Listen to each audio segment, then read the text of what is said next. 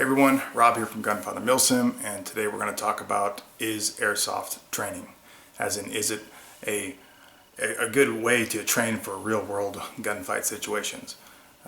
Just in case you're curious and you don't want to watch any further, the short answer is no. The long answer is it can be some aspects of it if done correctly, but you really don't want it to because then it stops being fun. So I'll get into more of that now.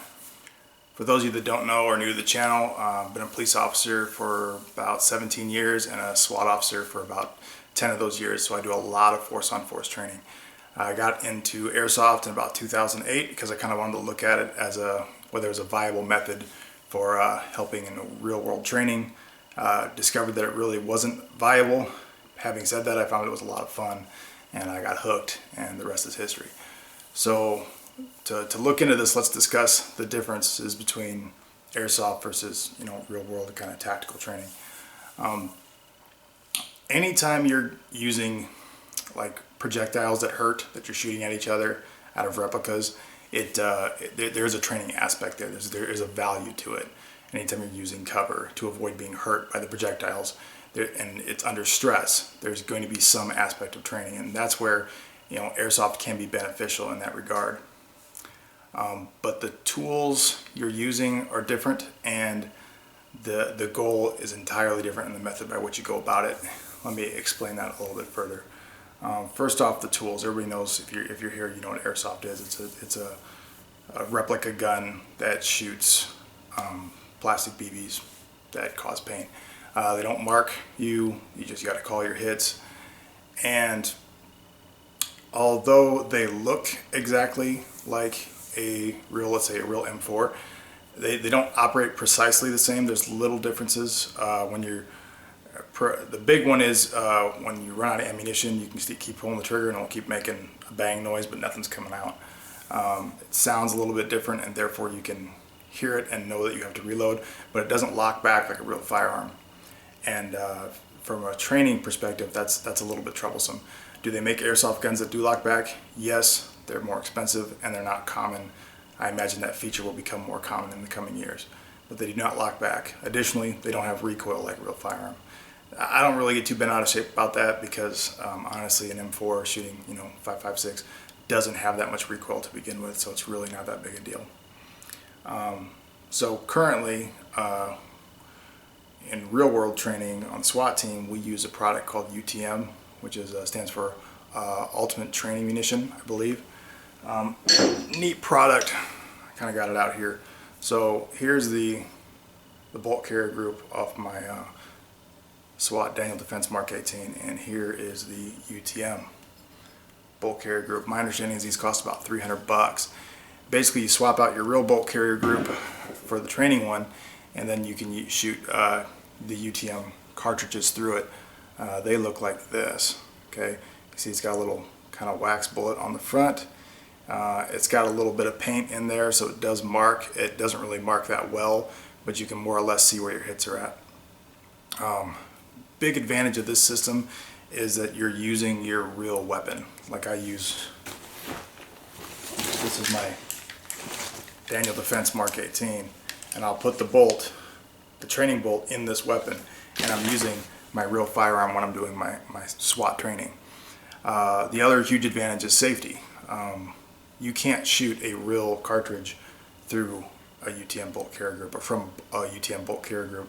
The main reason is this. If you look, you can see with the firing pin, it is a rimfire firing pin, as opposed to a real bolt carrier group is a center fire firing pin. So the two are incompatible. It's not going to work. These cartridges are kind of neat. There's recoil with them, but not a ton. It's basically a 22 primer, and it fires that wax bullet out of the barrel. It doesn't really use the rifling, it just kind of launches it out there. And there's like a CO2 canister, or it might be nitrogen, I don't know, there's some sort of gas inside here, so this thing will actually expand out after you fire it, and that causes it to cycle.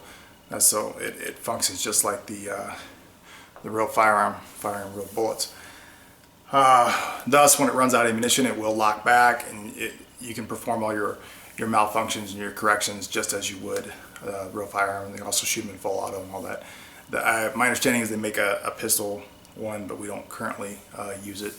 Probably on the to-do list for our team is to get some of the handgun UTMs. But it's a great system, and we love it. Do they sting? Yeah, they do. They sting a little bit. Inside of 10 feet, they sting a lot. Outside of 25 feet, they really don't sting hardly at all. They don't have nearly the range that Airsoft does. It's got about maybe half the range, and they really, the trajectory of them is very, you're kind of lobbing them out there. They really, once they lose their forward momentum, they drop pretty quick. So as far as range goes, it's not a good thing. It's not really that great. It's not really a good outdoor training tool for force on force. Airsoft is far superior in that regard. But when you talk about the weapon actually functioning like the real weapon does, you can't beat it. They make stronger ones than this. I've never used those. I guess they make ones that have a little more pepper on them, and they shoot a little bit farther. But I can't imagine it being close to how far Airsoft shoot. It just doesn't work that way. But they are pretty accurate, even though they don't really utilize the rifling of the barrel. And it's just a great system, and it's really safe and it's quick to use. And just FYI, I believe the cartridges cost about 75 cents per shot. I haven't looked up the price in a while because I don't pay it. But so they're not exactly overly expensive, but probably not something you're going to see a bunch of guys getting together on the weekend and shooting each other with recreationally. It's going to get cost prohibitive very quick. So let's talk about the difference between a good day of Airsoft and what we would consider a good day of SWAT training. SWAT training on a good force-on-force day, okay, we're going to do 8 scenarios, maybe 10, okay? And in those scenarios, it's not set up 50-50. Real world isn't 50-50. It's like 1 or 2 bad guys versus 10 to 12 good guys going in there to do whatever, whether they're assaulting a vehicle or hostage rescue or slow clear. There are lots of different, it's all scenario based, okay? So we're doing these scenarios, and just because of the numbers and how things work, you might be a shooter 1 in 5 scenarios, maybe 1 in 4. If you're having a real good lucky day where you just happen to be in the right place at the right time, maybe 1 in 3 scenarios. So those 8 scenarios you might shoot 2 times, and that's your whole day. So as far as actual trigger time goes, it is very limited. But the goal is not to teach marksmanship. It's all about decision making and working as a team and communicating and all that stuff. So whereas Airsoft is more concerned with, hey, we're going to have a good time shooting at each other and having these little mini gunfights, that's not the goal of SWAT training. The goal of SWAT training is to train to make better decisions and under stress, so you can learn how to do things correctly in the real world every time.